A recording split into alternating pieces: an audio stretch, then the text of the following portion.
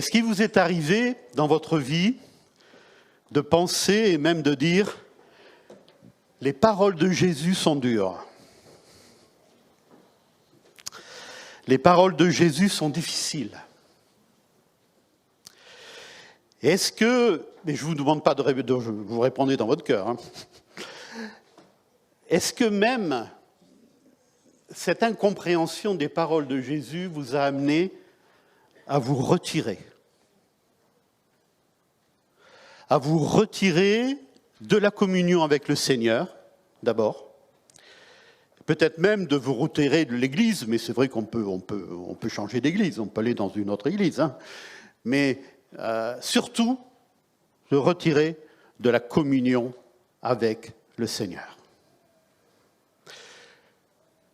Est-ce que également il vous est arrivé, de façon certainement plus certaine, de voir autour de vous des personnes que vous aimez, des frères et sœurs, dans la foi, qui ont servi le Seigneur fidèlement et qui, pour une raison parfois incompréhensible, ont quitté le Seigneur alors qu'ils étaient dans le service de Dieu, alors que visiblement ils aimaient le Seigneur et cela leur faisait beaucoup de joie dans leur cœur et procurait également de la joie dans notre cœur. Eh bien, ces frères et sœurs ont quitté le Seigneur parce que les paroles de Jésus, parce que la vie avec Jésus, ils ont trouvé que c'était difficile. C'était trop dur.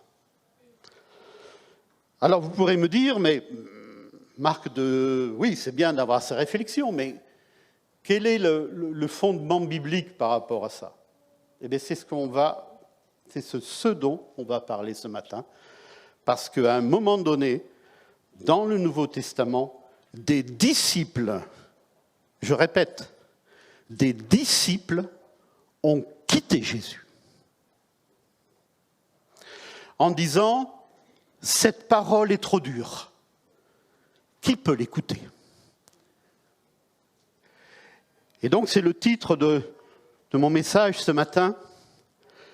Est-ce si dur de suivre Christ ? Et on ne va pas se mentir. Quelque part, ça doit être dur. Quelque part, ça doit être difficile. Et si vous êtes là ce matin, c'est que même si un jour ça est arrivé, vous avez bien réagi. Mais ça n'enlève pas la tristesse qu'on peut avoir de voir des frères et des sœurs qui, quittent le Seigneur.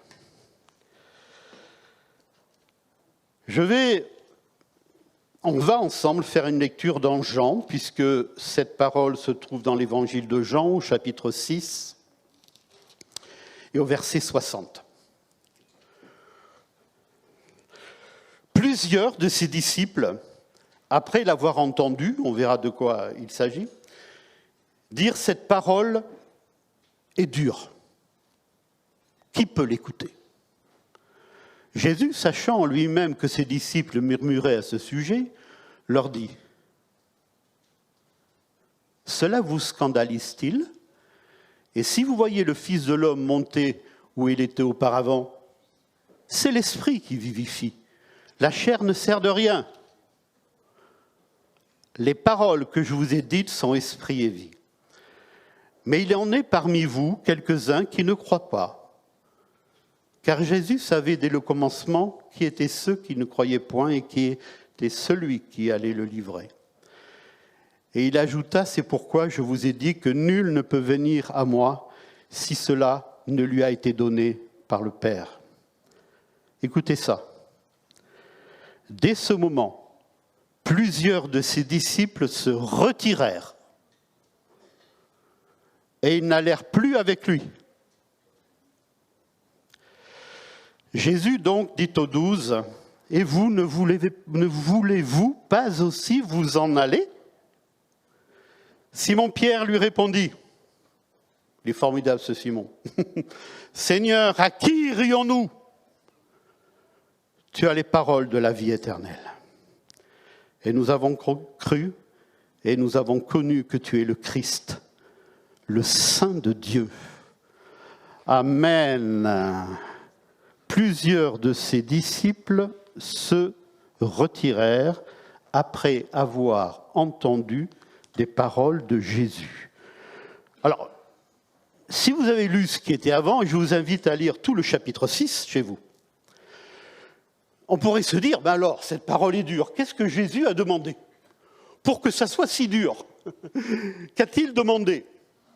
Est-ce qu'il a demandé de jeûner et prier pendant 40 jours?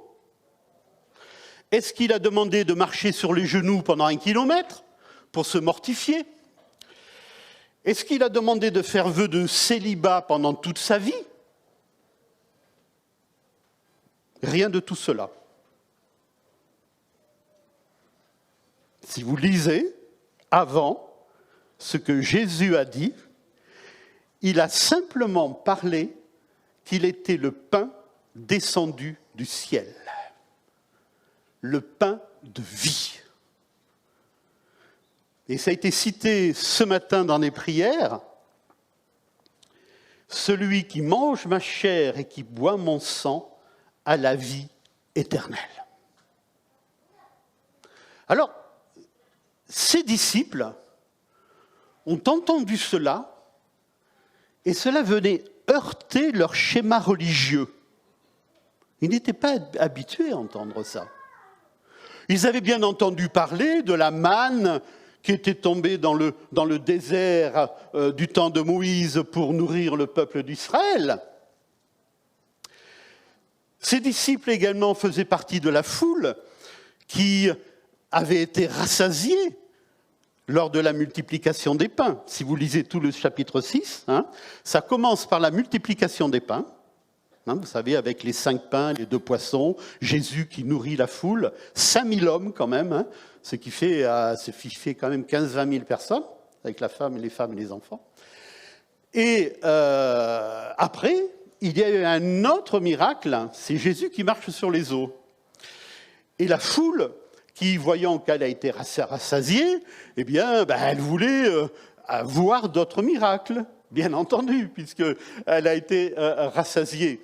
Et la foule a dit, mais c'est le prophète, c'est celui qui vient du ciel. Qui vient pas du ciel, c'est pas ça, mais c'est celui qui fait des miracles, en tout cas.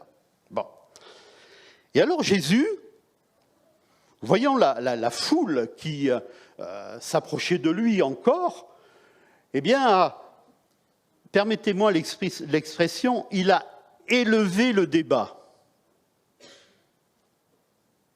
Parce que Jésus n'était pas venu simplement pour nourrir les corps, mais Jésus était venu pour nourrir les esprits. Et là, vous savez, la foule est très versatile. Rien de pire qu'une foule. Une foule avec des sentiments qui sont parfois contradictoires.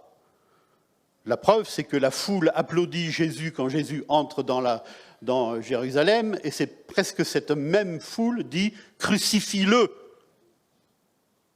en s'adressant à Pilate. Donc la foule, il faut toujours se méfier, je vais en parler tout à l'heure, il faut toujours se méfier, non pas de la foule en tant que telle, mais des mouvements de foule, et également de tout ce qui peut aller avec au niveau émotionnel. Donc Jésus, il remet le débat, il remet, comme on dit, l'église au centre du village, et il dit, écoutez, moi je suis venu pour nourrir vos âmes. Je suis le pain vivant descendu du ciel. Les attentes envers Jésus étaient diverses. Au verset 26, « Vous me cherchez parce que vous avez été rassasiés. » Vous me cherchez parce que vous avez été rassasiés. Et même on lui a dit, « Quel miracle as-tu fait? Tu n'as pas fait mieux que Moïse qui a donné la manne dans le désert. » Et c'est là où Jésus parle du fait qu'il est le pain de vie et il est celui qui est descendu du ciel. Qu'attendons-nous de Jésus? Ça, c'est une question très importante. Est-ce que pour nous, Jésus, c'est un philosophe? C'est-à-dire quelqu'un qui a de beaux préceptes sur la vie et qui est intéressant à écouter et à lire. Il y a des gens qui, tout en n'étant pas chrétiens, trouvent que Jésus a de bonnes idées de fraternité, d'amour, etc. Et c'est un philosophe, c'est quelqu'un qui est intéressant. Jésus, qu'attendons-nous de Jésus? Est-ce que c'est un faiseur de miracles? Oui, Jésus, c'est vrai, a fait des miracles. Mais Jésus n'est pas, on va dire, il ne se définit pas en tant que tel comme faiseur de miracles. Peut-être que le Seigneur, certainement d'ailleurs, a fait des miracles dans votre vie. Amen. En tout cas, il a fait des miracles dans la mienne. Et merci au Seigneur pour cela. Mais je ne suis pas Jésus parce que Jésus a fait des miracles dans ma vie.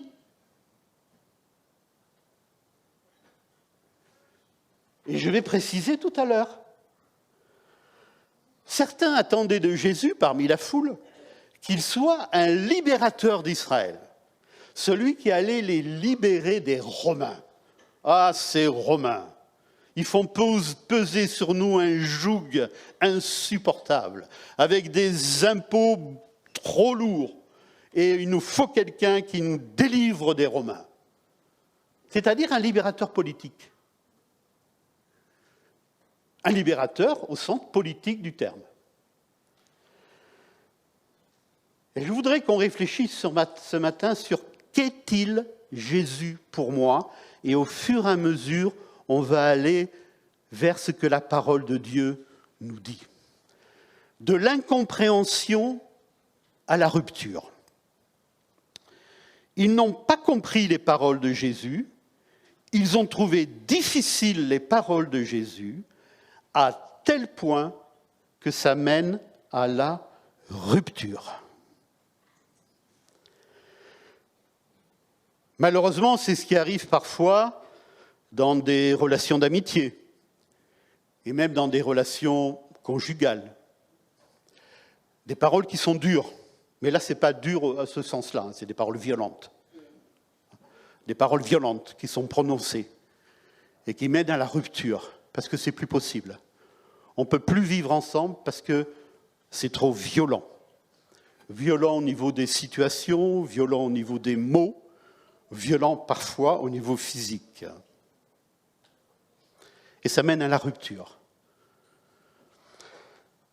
Au niveau spirituel, c'est l'incompréhension. Je ne comprends pas les paroles de Jésus, je n'arrive pas à les saisir.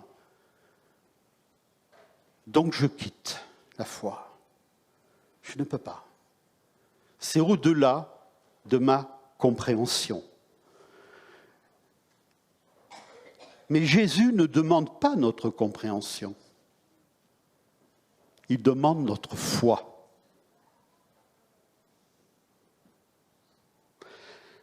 Il demande notre foi.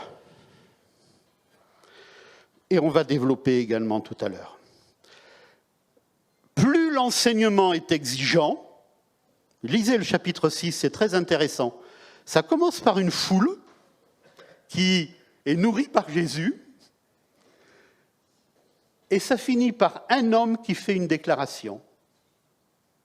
Le tri a été fait. Hein. Je peux vous dire que le tri, il a été fait. Hein. Plus Jésus est précis dans son enseignement, plus Jésus va loin dans le fait qu'il est le pain du ciel, le pain de vie, où il y a un enseignement exigeant sur la façon de vivre sur la terre, moins il y a de monde. Et ça fait réfléchir. Ça commence par une foule, ça finit par un groupe de disciples. Des disciples s'en vont, il en reste 12, et il y en a un qui fait une déclaration. Alors on pourrait dire, il fait la déclaration pour les autres, Pierre, certainement. On n'en est pas sûr, mais comme il utilise le « nous », bon. Néanmoins, on passe quand même de 5000 hommes à 12 personnes.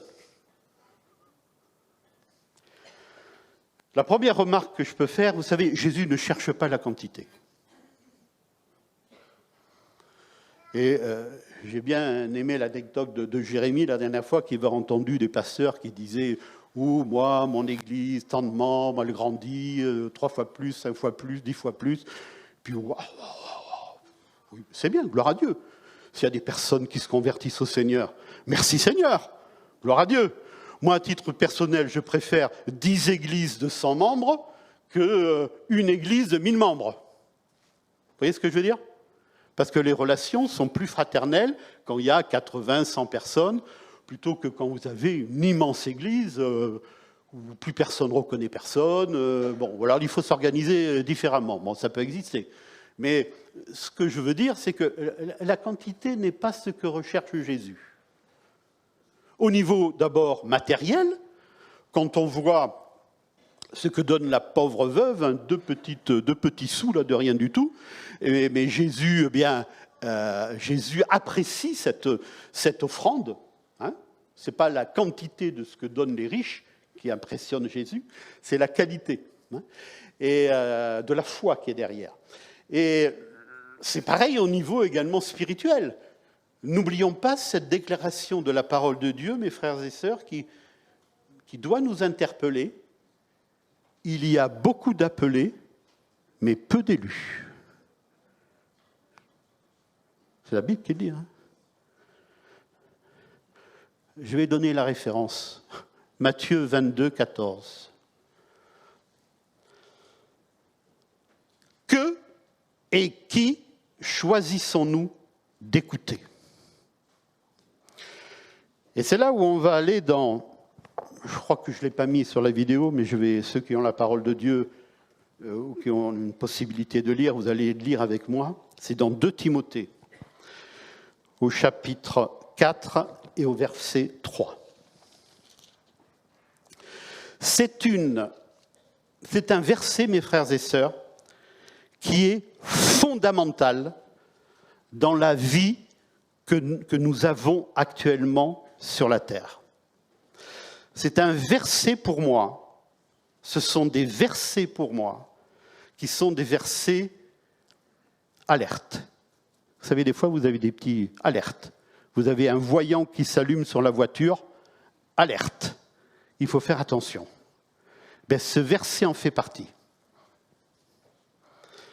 2 Timothée 4, 3. Car il viendra un temps où les hommes ne supporteront pas la saine doctrine, mais ayant la démangeaison d'entendre des choses agréables. Vous avez eu des fois des démangeaisons ? C'est terrible les démangeaisons. Hein. La démangeaison d'entendre des choses agréables, ils se donneront une foule de docteurs selon leurs propres désirs, détourneront l'oreille de la vérité et se tourneront vers les fables. Ça, c'est un verset à mettre en lettres de feu dans nos cœurs.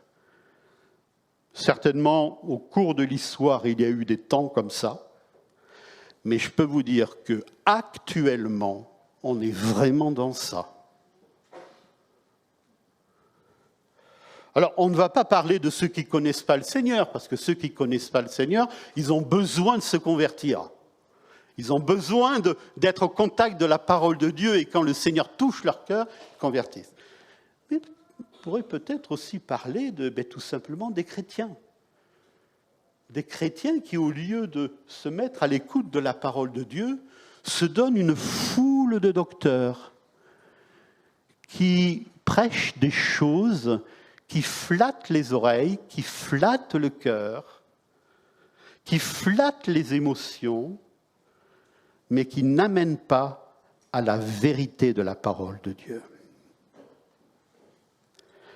Mes frères et sœurs, nous avons besoin, et moi personnellement, c'est vraiment quelque chose qui traverse mon cœur actuellement, et j'aimerais tant vous faire partager cela. Nous sommes dans un temps, il y a tant de bruit. il y a tant de nouvelles, il y a tant de fake news. Et avec l'intelligence artificielle, maintenant, on ne sait plus ce qui est vrai ou ce qui est faux. Donc maintenant, les journalistes à la télévision sont obligés de dire « Non, on a bien vérifié, ce n'est pas une fake news. On a bien vérifié, ce n'est pas de l'intelligence artificielle. » Alors, on les croit. Bon, on est obligé de les croire. Certainement qu'ils sont sérieux dans leur travail. Mais enfin, en arriver là, de dire « Ah non, mais ce qu'on vous dit, c'est sûr, hein, c'est pas fabriqué. » Enfin, je veux dire, on est vraiment dans un monde où l'illusoire fréquente très régulièrement la réalité, quoi, et on ne sait plus faire la part entre les choses. Et je crains fort que dans le monde chrétien, eh bien, il y ait cette cécité spirituelle, où on ne veut pas aller dans la vérité de Dieu. Que et qui choisissons-nous d'écouter? Qui? Une foule de docteurs? Des enseignants? Des maîtres? Moi, je suis effaré, mais vraiment effaré et en même temps très triste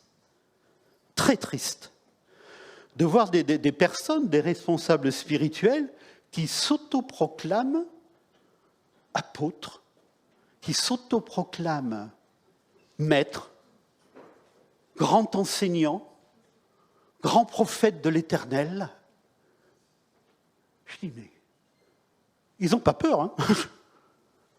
Ils n'ont vraiment pas peur. Et qui délivrent des choses, qui vont dans le sens du poil. Vous savez, vous connaissez l'expression, caresser dans le sens du poil. Voilà. Selon les propres désirs, selon ce que je veux entendre. Et si ce que j'entends ne me plaît pas, eh bien j'arrête, je vais ailleurs. Ou j'arrête carrément j'arrête la foi, quoi. Parce que la foi, c'est pas ça.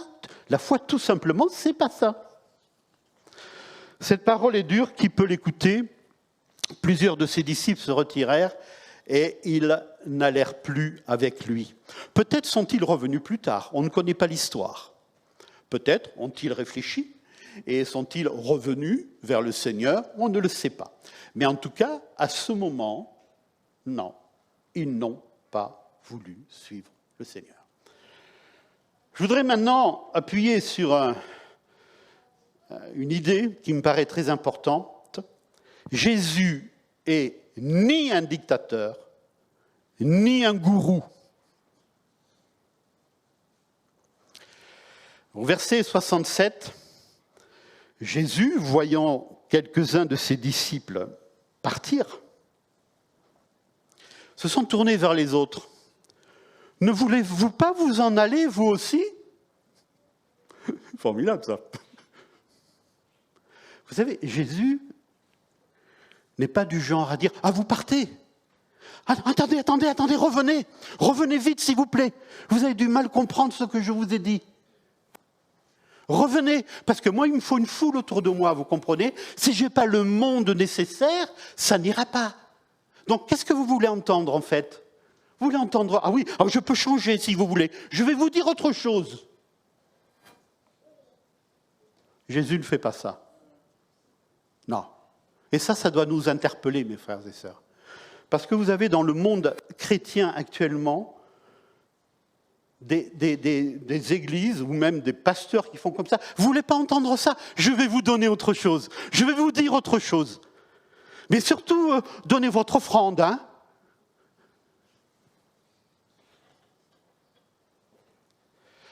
Mes frères et sœurs, on est dans un temps. On y est là, hein, on y est. On est dans un temps où on a besoin d'écouter le Seigneur, de se mettre à l'écoute de ce qu'il dit, à la lecture de sa parole également. Jésus ne va pas aller nous chercher en disant « Revenez, je vais adoucir mon message », Jésus ne nous dira jamais ça.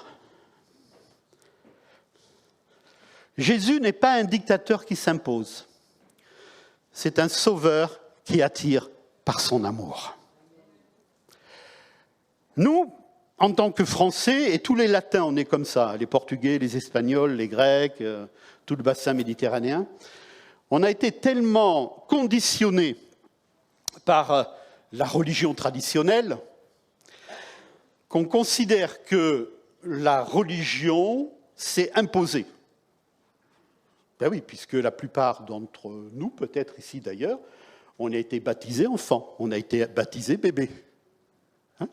Donc, moi, c'est le cas. Hein. Voilà. Et j'ai même fait ma confirmation. Il était gentil, le curé, il donnait des bonbons. Bon, je n'ai pas très compris. Mais bon, je l'ai fait, parce qu'on m'a dit de la faire. Le fait que tu es chrétien par naissance, tu es chrétien par éducation, tu es chrétien parce que tes parents ont décidé que tu deviennes chrétien. Mais c'est pas ça. C'est pas ça la vie avec Jésus. Mais nous, on est conditionnés par ça. On pense que la vie avec le Seigneur, c'est une affaire de religion. Mais la vie avec le Seigneur, ce n'est pas une affaire de religion. C'est une affaire de relation. C'est une affaire de relation. Donc, on connaît le Seigneur. On lui parle. Et Jésus n'est pas là pour nous culpabiliser, parce que vous savez, c'est ça aussi la culpabilisation que vous avez peut-être connue également dans votre enfance, dans votre jeunesse, où il y a de la culpabilisation. Hein, tu as fait ça, tu es mauvais, tu ne vois rien, tu aurais dû faire ça. Et puis même parfois d'entre nous, j'en connais quelques-uns, parce qu'ils font partie de ma famille, où on s'est confié à des gens, sincèrement au confessionnal. Mais ça a été répété.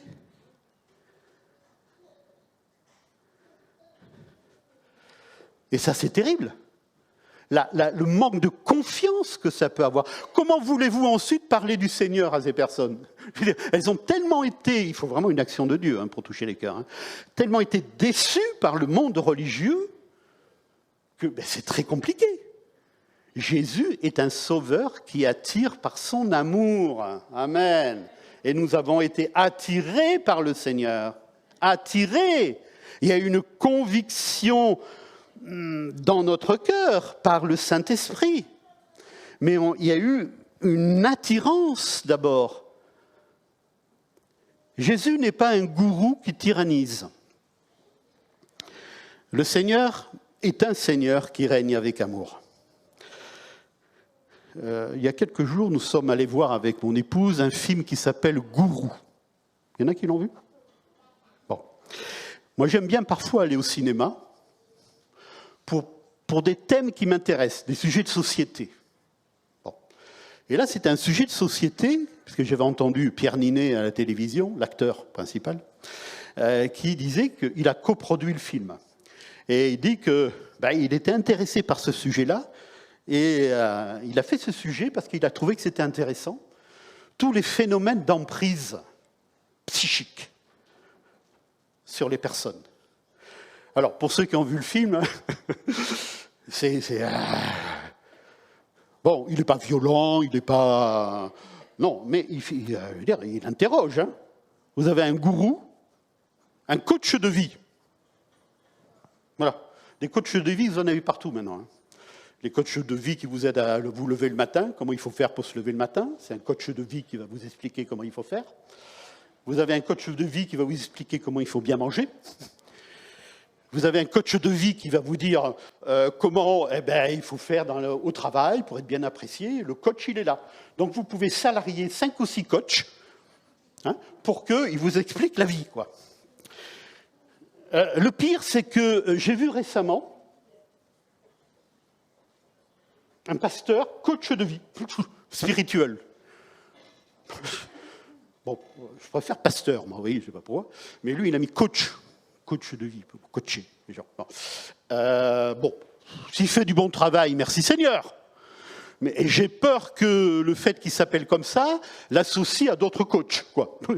Le coach qui vous aide à vous lever le matin, etc. Bref. Donc dans ce film, ce qui est intéressant, c'est ce qui est utilisé comme technique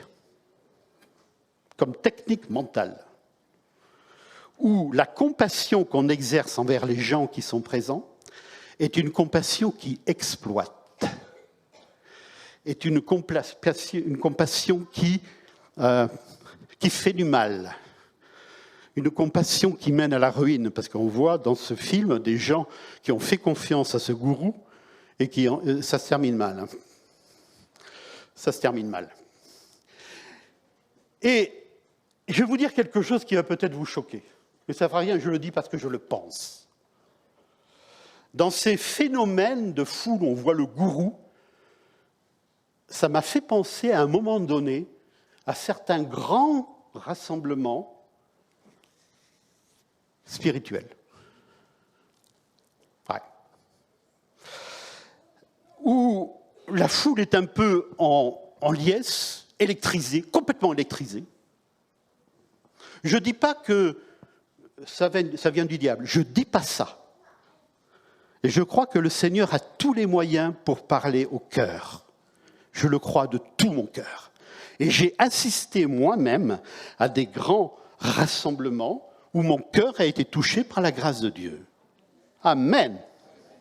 Voilà. Ceci étant dit, vous avez parfois dans ces rassemblements des phénomènes qui se passent, qui sont très bien décrits par les spécialistes du genre. Ils décrivent très très bien les phénomènes de foule. C'est une science presque exacte, les phénomènes de foule. Parce qu'ils vous décrivent comment ça se passe. Ben, j'ai connu même des personnes que je connais, que j'ai connues, que j'ai aimées, qui étaient mes frères et sœurs, qui ont reçu des paroles, des choses qui ne se sont jamais accomplies, premièrement. Et deuxièmement, qui les ont complètement abattus. Parce que ce qu'ils ont vécu à ce moment-là, ce n'était pas de la profondeur, c'était de la superficialité. Je dis pas, je répète, je dis pas qu'il ne faut pas y aller, je dis pas que le Seigneur bénit pas, je dis que Dieu, le vent souffle où il veut, et le Seigneur agit. Je le crois de tout mon cœur. Mais il y a des personnes qui, dans leur vie, et c'est ça le problème des grands rassemblements, c'est que c'est la même chose distribuée à tout le monde. Mais vous avez des gens qui, dans leur histoire personnelle, dans leur vie avec le Seigneur, ne sont pas capables de faire le tri dans ce qui est dit, dans ce qui est fait, et qui reçoivent tout ça, et ça les submerge tellement que ça les abat. Et ils sont abattus. Et c'est pour ça que je disais tout à l'heure que moi, je préfère les églises de 100, 150, 200 membres, tout ça, où on peut, là, parler entre nous en toute fraternité, on peut remettre les choses dans leur contexte, hein, et on peut servir le Seigneur en étant des frères et sœurs qui s'aiment, mais qui remettent les choses dans leur contexte. D'accord ? Donc, je ne vous dis pas d'aller voir ce film, hein, je n'en fais pas la publicité, mais je voudrais dire quelque chose, c'est que le Seigneur respecte notre liberté. Le Seigneur respecte notre liberté. Et ce n'est pas un gourou qui tyrannise. S'il a la compassion envers nous, c'est la compassion qui nous élève. C'est la compassion qui nous fait du bien. Et dans une église, le rôle des responsables d'une église, le rôle du pasteur de l'église, c'est de faire ça. C'est d'avoir une compassion qui élève l'autre, qui aime l'autre, qui l'aide à se développer. Mais ce n'est pas quelqu'un, parce que malheureusement, j'ai connu ça aussi, des responsables spirituels qui vous disent ce que vous devez choisir. qui vous disent, je répète, ce que vous devez choisir. Et on n'est pas dans ça avec la parole de Dieu, mes frères et sœurs. Les responsables d'église ne sont pas des dictateurs, ce que j'appelle moi des directeurs de conscience.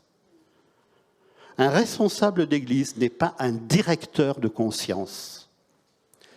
C'est quelqu'un qui annonce la parole de Dieu dans toute sa liberté et qui met les personnes devant leurs responsabilités, les frères et sœurs, en leur disant « Voilà mes frères et sœurs, ce que dit le Seigneur dans sa parole ».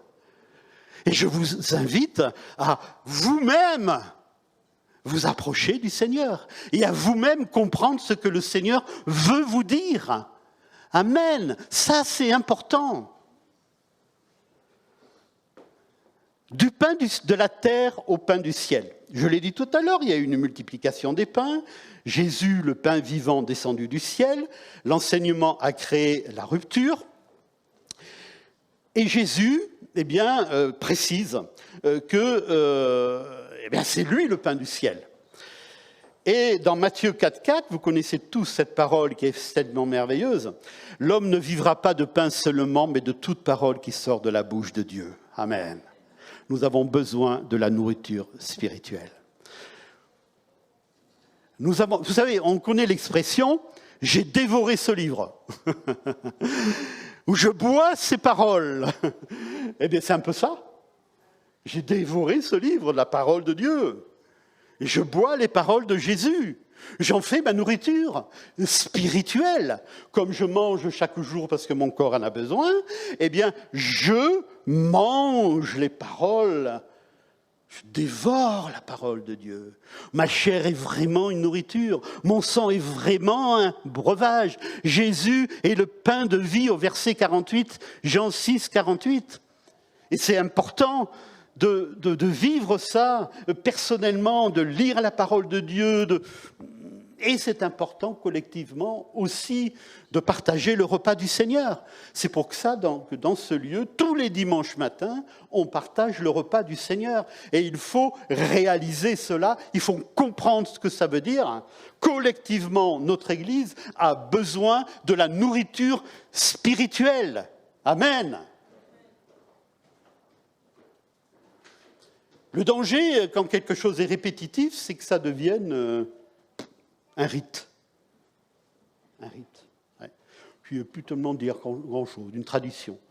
Et on doit veiller pour que le repas du Seigneur soit un moment important, essentiel, où on reçoit, on comprend qu'on prend des forces nouvelles pour continuer la marche, où on comprend que nous prenons une communion avec Dieu et les uns avec les autres. Il faut absolument faire cet effort de mémorial.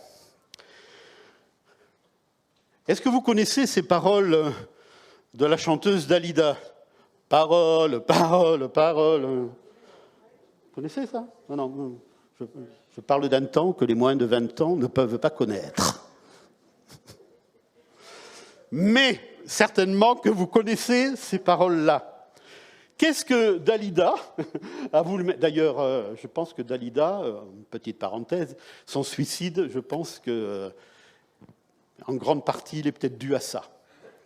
C'est-à-dire des paroles qui lui ont été apportées, surtout par des hommes d'ailleurs, oui, bien évidemment, et elle a été certainement très déçue dans sa vie personnelle et sentimentale. Je ferme la parenthèse. On est dans un temps, mes frères et sœurs, je ne sais pas si vous ressentez les choses comme moi. Moi, dans les années 80, 90, la parole politique avait encore un peu de sens, de poids. Mais alors, en ce moment, la parole politique, vous y croyez, vous ? Enfin, je veux dire, mais quand on écoute un homme politique, on se dit, lui, il va faire le contraire. Il est en train de un tour de magie pour que je vote pour lui, mais en fait, non. Il y a anguille sous roche, là. Il raconte des choses qui ne vont pas. Le pire, c'est que le fait que la parole soit discréditée, si ça atteignait simplement le monde politique, bon, mais ça atteint la famille, les parents. Vous savez, maintenant, il y a de plus en plus d'enfants très jeunes qui ne croient plus ce que disent les parents. Parce que les parents font le contraire de ce qu'ils demandent de dire à leurs enfants. Moi, je l'ai vu dans mon métier. J'ai même vu dans mon métier des choses, dans mon bureau, des parents et des enfants qui se disputent. Voilà, je vais vous dire, alors là, une petite souris, je me mets sous la table. Ouais, toi, t'as fait ça, toi, t'as dit ça, et moi au milieu, vous savez. Stop, on n'est pas là pour régler les histoires de famille. Mais alors, ils sortent de ces choses. Mais vous savez que les enfants n'ont pas toujours tort. Les enfants n'ont pas toujours tort. Donc, il y a les parents qui discréditent leurs paroles parce qu'ils ne sont pas en cohérence avec... Il y a une manque de cohérence entre ce qu'ils sont et ce qu'ils disent et ce qu'ils font. Et j'en arrive à un autre chapitre de mon message. Des paroles ou la parole.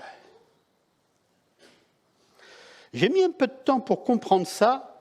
J'espère que vous allez comprendre. J'espère que vous allez comprendre. Ce n'est pas si facile à concevoir. La foule a vu Jésus faire les miracles. Et quand Jésus a commencé à parler de pain descendu du ciel, qu'il fallait boire son sang, qu'il fallait manger... N'est-ce pas là Jésus dont nous connaissons le père et la mère? Parce qu'il était à l'endroit où il avait vécu. C'est pas le petit Jésus qu'on voyait courir dans la cour de récréation, là? C'est pas le petit Jésus qui avait été avec son père pour faire les charpentes sur le toit, là? C'est pas le petit Jésus? Il ne voyait que l'aspect humain de Jésus. Parce qu'ils avaient connu Jésus enfant, adolescent, etc. Donc ils étaient tellement obnubilés par le fait que Jésus était un homme, qu'ils n'arrivaient pas à comprendre que Jésus pouvait être Dieu. Il est marqué dans Hébreux chapitre 1, verset 3, que Jésus, le Fils de Dieu, est le reflet de la gloire de Dieu et l'empreinte de sa personne. Il est en même temps le Fils de Dieu et le Fils de l'homme. En fait, Jésus, mes frères et sœurs, il est le don et il est le donateur en même temps. Je répète, Jésus est en même temps le donateur et le don.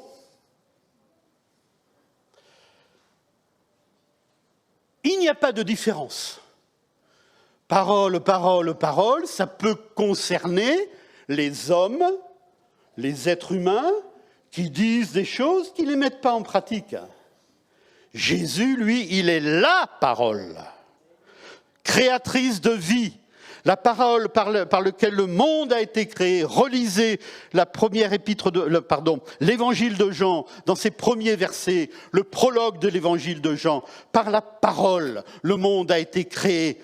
La parole, que la lumière soit dans Genèse. Il y a une très forte corrélation entre le premier livre de la Genèse et le premier livre de l'évangile de Jean. Je vous invite à relire ces deux passages. Il n'y a pas d'opposition entre les paroles de Jésus et sa personne.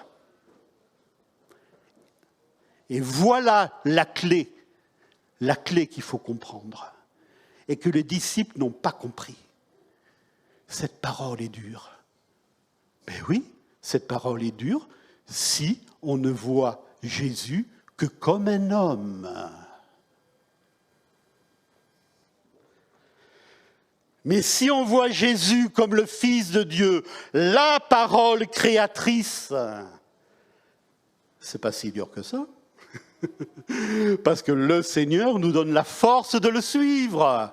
Amen. Et il nous donne en nous la parole créatrice, la parole de Dieu, qui fait de nous d'abord des enfants de Dieu et qui nous amène également à suivre la parole de Dieu. Alors, est-ce si dur de suivre Jésus-Christ? Oui, si pour nous Jésus n'est qu'un homme, si c'est qu'un prophète, si c'est qu'un faiseur de miracles. Mais si c'est le Fils de Dieu, parole de Dieu incarnée, ce n'est pas dur. Amen. Parce qu'il nous donne la force de le suivre.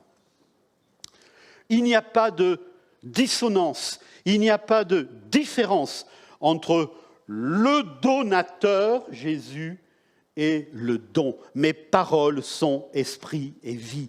Quand Jésus dit à la femme adultère, après que tout le monde se soit retiré, va et ne pêche plus, il ne fait pas simplement que prononcer des paroles, il donne une parole d'accomplissement, une parole de puissance qui va donner à cette femme la force de ne plus pécher.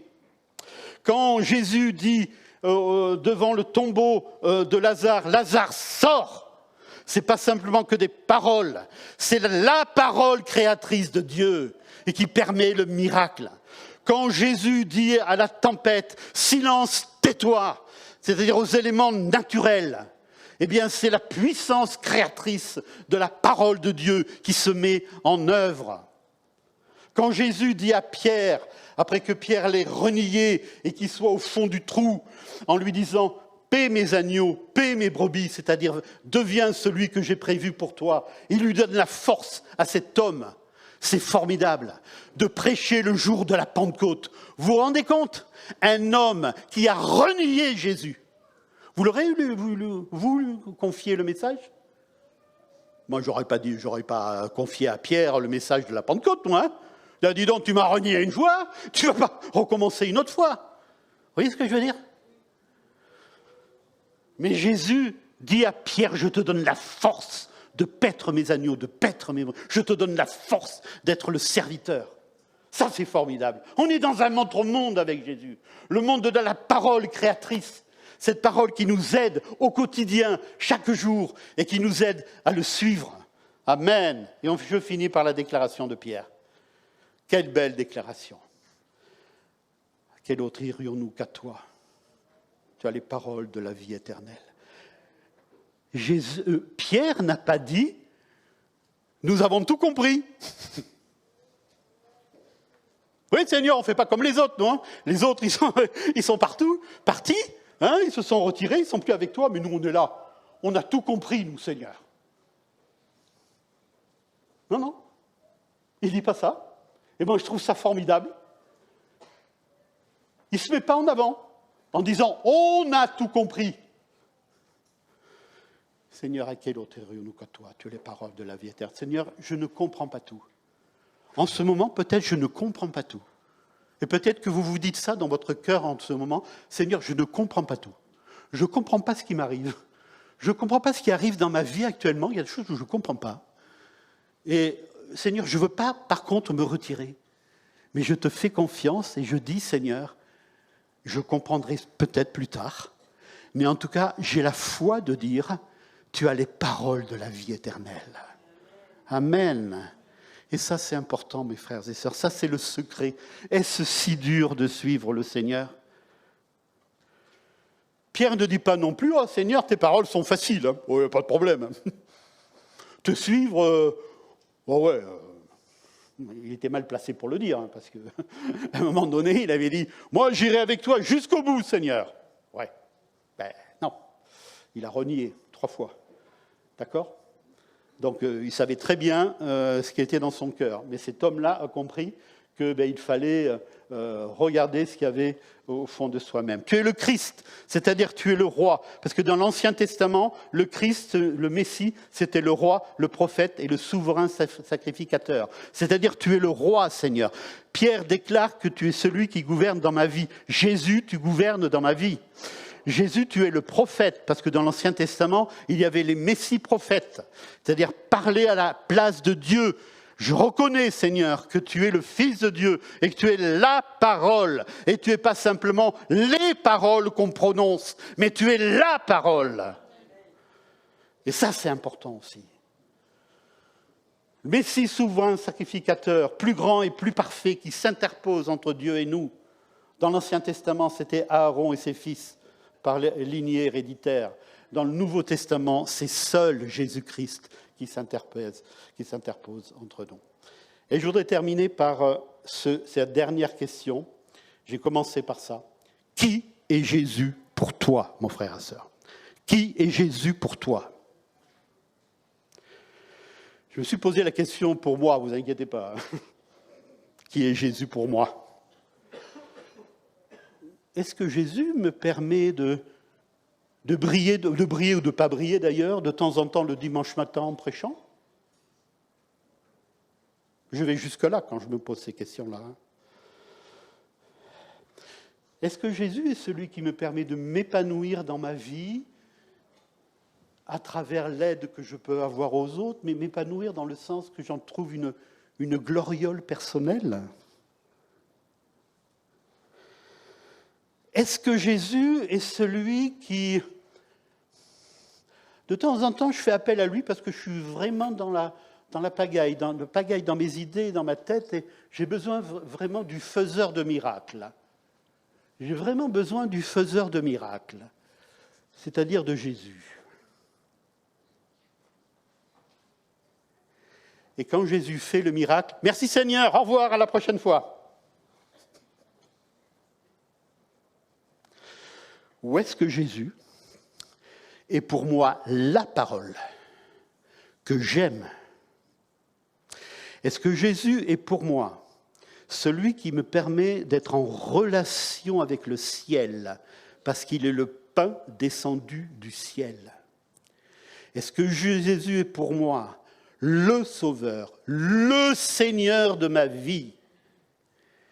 Est-ce que Jésus, je le suis parce qu'il me donne, ou est-ce que je le suis pour ce qu'il est? Toutes ces questions, il faut se les poser. Parce que ce sont des questions fondamentales et qui nous permettent d'être solides dans la foi. La vie éternelle, c'est de te connaître, toi le seul vrai Dieu et celui que tu as envoyé, Jésus-Christ. Jean, chapitre 17, verset 3. Le terme connaissance, c'est un terme grec qui est gynosko, que vous retrouvez au début dans gynécologie, gynosko.